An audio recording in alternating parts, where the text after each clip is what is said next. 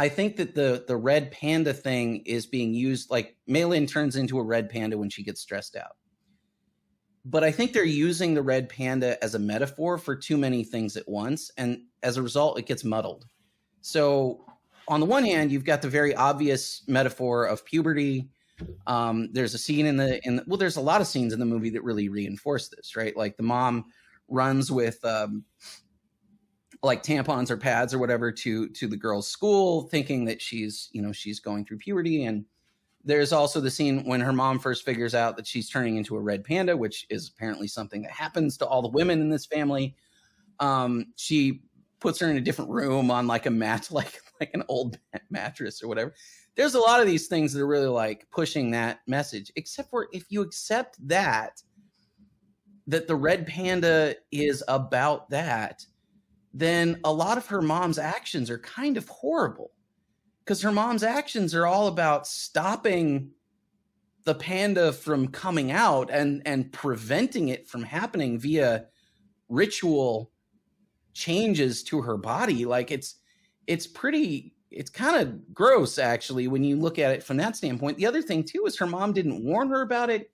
She didn't teach her anything about it. She didn't like, it's something that happens to all the women in this family, that they have this sort of curse or blessing or whatever, because a million years ago, well, not a million years ago, like a couple hundred years ago or whatever, one of their family members, God, the more I'm talking about this, the more I'm thinking that this movie is exactly Encanto, but just from a different cultural perspective.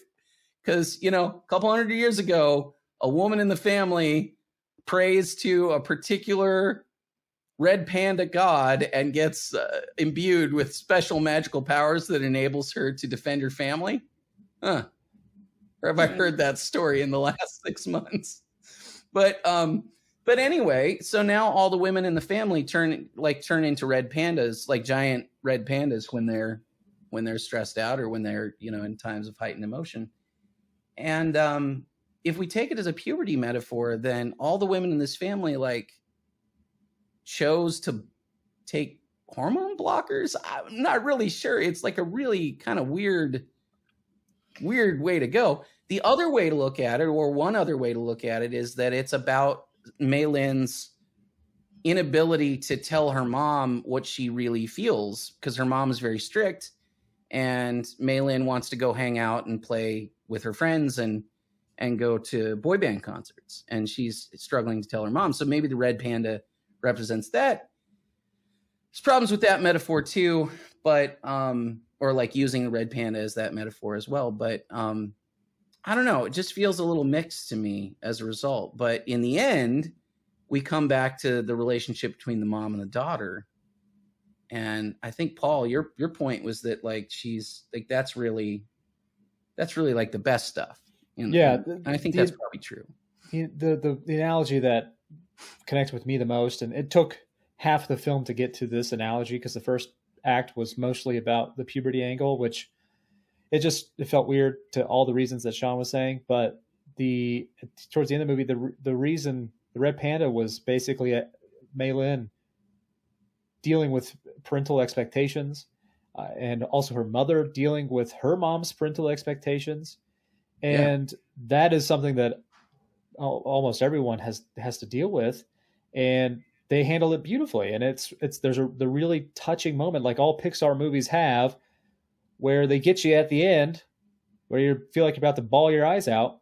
And that is a really good analogy. And then the other one that I've been thinking of, that it feels they kind of touch on this, is that the red panda, when they moved to Canada, their red panda powers became an inconvenience. And it really feels like it was a good analogy for immigrants, and especially Chinese immigrants having to hide their culture, or not necessarily hide it, but put less emphasis on their culture when they moved to Canada, the United States, or turn it into an attraction, which exactly kind of is, right? They run like a red panda temple. So those two analogies work perfectly, and I wish the whole movie was about that. But the first half of the movie was just such a mess that it really, really hampered the rest of the film. Yeah, I agree with both of you that the red panda metaphor was pulled in too many directions for it to be entirely clear as to what it actually represented. I do think that this film says a lot more about toxic parenting and toxic familial relations than it does about going through puberty. And that message Yeah. absolutely hits. It's super important. And, as a parent, it resonates. And, I watched this movie with my kids and they seem to really enjoy it too. So there you go. I will say that turning into a giant red panda during moments of heightened emotional stress, and this, coming on at age 12, 13, 14, something like that, if that had been happening to me, I would have only been a giant red panda when I was in 8th grade. Like, being a 13-year-old girl is a hot mess just anyway. Like, that is just the worst version of yourself. Everything is terrible. I was terrible at 13. I would not want to associate with 13-year-old Jen. So yeah, I would have preferred being a giant red panda. So I think this is an interesting aspect of the character, though, because, and this is another thing that I feel like is a little muddled with the film, because like that would make sense to me if the red panda was like, if it was a metaphor for the sort of embarrassment that people feel at 13 or 14 or whatever, when they're going through all that kind of stuff. And it's not just puberty, right? I mean, like, puberty is sort of the impetus for a lot of these things, but it's also that, like, you're changing your friend groups, like your social status is often in question. You're going from like 7th and 8th grade into high school, or you're starting to get into that point where you're like, the way that you're perceived by your peers is changing. You're going from becoming, from being a child to like becoming your own person.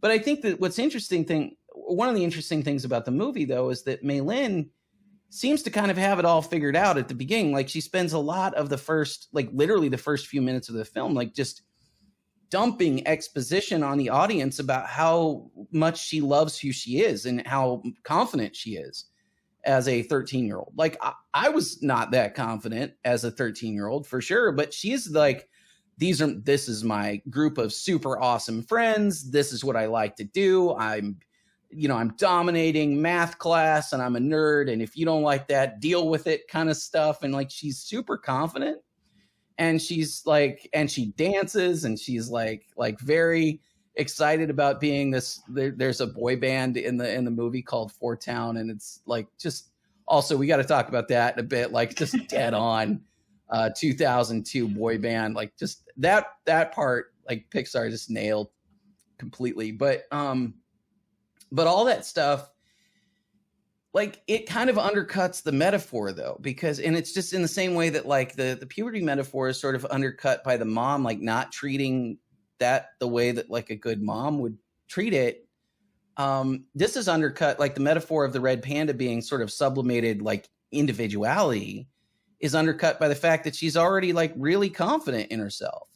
And so it would have made a lot of sense if the panda was like, if Malone was constantly struggling under the weight of her mom's expectations and not willing to show her true self in public or to her friends or whatever, which the movie hints at, right? Like, the movie hints at this with the fact that the way that the red panda emerged in the first place is that her mom found her notebook, which, by the way, that I did find relatable. Like, that was one of the few scenes in the movie where she's just like looking down at the notebook. Like, she left the notebook like just a little bit out from under her bed, and she's like, don't look down, don't look down, don't look down. She looks down. Of course, her mom finds the notebook where she's drawn a bunch of pictures of her kissing this boy that is, who has no idea she exists. He's just like a guy who works at a convenience store down the street or whatever. And then the mom, it royally embarrasses her by showing all of the images to this boy, who has no idea what's going on. And then, of course, her classmates find the images and make fun of her. But the problem is, if that was the metaphor, if the panda was like her embarrassment, then all the stuff that happens afterwards doesn't make any sense, because when she actually reveals that she's a red panda to her friends love it and they think it's great. When she reveals, or when she accidentally, when some of her classmates who like make fun of her, some of her antagonistic classmates discover that she is has this, weird red panda side to her, they think it's cool too. And they don't make fun of her, and it's not embarrassing. It becomes a source of joy for her classmates. She gets invited to parties. She uses it to make money to go to a concert because everybody wants to take a photo. It's weird. Like, all that stuff just doesn't quite work to me. And like, metaphorically, it's so mixed that I just don't understand. Like, it just feels misused, I guess, in the end. Which is weird for a Pixar movie, because they go through so much development. It just feels like this is something that was kind of half baked, or it was baked in like 3 different directions and then all mashed together at the end. Yeah, this felt like the central idea was to talk about parental expectations and maybe some of the immigration story stuff, which would fit for the culture they were depicting. But then somebody gave a note about, hey, this girl's 13. Maybe we should have some jokes about, it's a red panda, so obviously that means this. I don't know. It felt tacked on, and I feel like they made the note, we just did this with Encanto, and now you got to do something else. Yep. There were several things about this movie that felt like they were studio notes, like executive notes from the studio. Be like, nope, we gotta bring in this, and we have to talk about that, and it's got to mean this sort of thing, and you got to make it work, so do that. And we've seen this over and over again with movies these days, where you can very distinctly feel the hand of the studio in the finished product of the film, and it doesn't work. It doesn't feel right. It mixes metaphors like it does here, and the voice of the filmmaker is lost, or the themes get watered down to the point of just, why even bother having these things in there? And it's a shame. It really is a shame, because I think if that hadn't happened, this could have been a really beautiful movie. Yeah,